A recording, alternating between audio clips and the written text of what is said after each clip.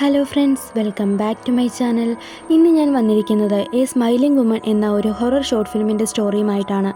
തുടക്കത്തിൽ നമ്മളുടെ ഇതിലെ നായിക ക്ലബ്ബ് പോലത്തെ ഒരു സ്ഥലത്തൂടെ നടന്നു വരുന്നതാണ് കാണിക്കുന്നത്.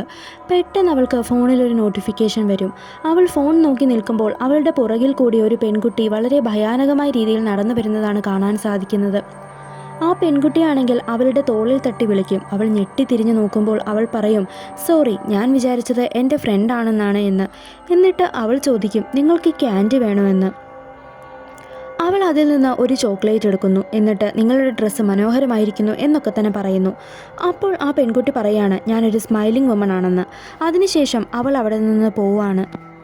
അവൾ പോകുന്ന വഴിയിൽ തന്നെ മറ്റൊരു പെൺകുട്ടി സെയിം യെല്ലോ ഡ്രസ്സ് ഇട്ട് ചിരിച്ചുകൊണ്ട് നിൽക്കും. ആ സമയത്ത് നായികയുടെ ഫോണിൽ ഒരു നോട്ടിഫിക്കേഷൻ വരും. ഒരു അൺനോൺ നമ്പറിൽ നിന്നുള്ള മെസ്സേജ് ആയിരിക്കും അത്. അവൾ ചോദിക്കും ആരാണ് എന്ന്. റിപ്ലൈ വരുന്നതോ താൻ യെല്ലോ ഡ്രസ്സ് ഇട്ട പെൺകുട്ടിയാണെന്നാണ്. അവൾ നോക്കുമ്പോൾ അപ്പോൾ ആ പെൺകുട്ടിയെ കാണാനില്ല.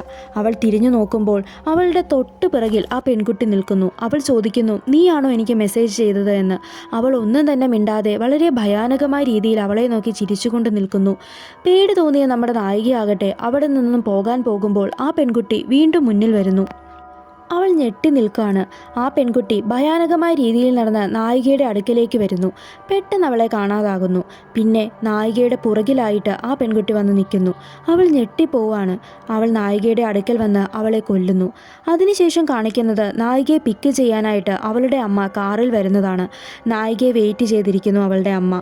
അവൾ കാറിൽ കയറുന്നു. എന്നാൽ അവൾ ആ സമയം ഇട്ടിരുന്നത് യെല്ലോ ഡ്രസ്സാണ്. അതുമാത്രമല്ല, മറ്റ് രണ്ട് പെൺകുട്ടികളെ പോലെ അവളും ചിരിച്ചുകൊണ്ട് കാറിൽ വന്ന് അവളുടെ അമ്മയെ കൊല്ലുന്നു.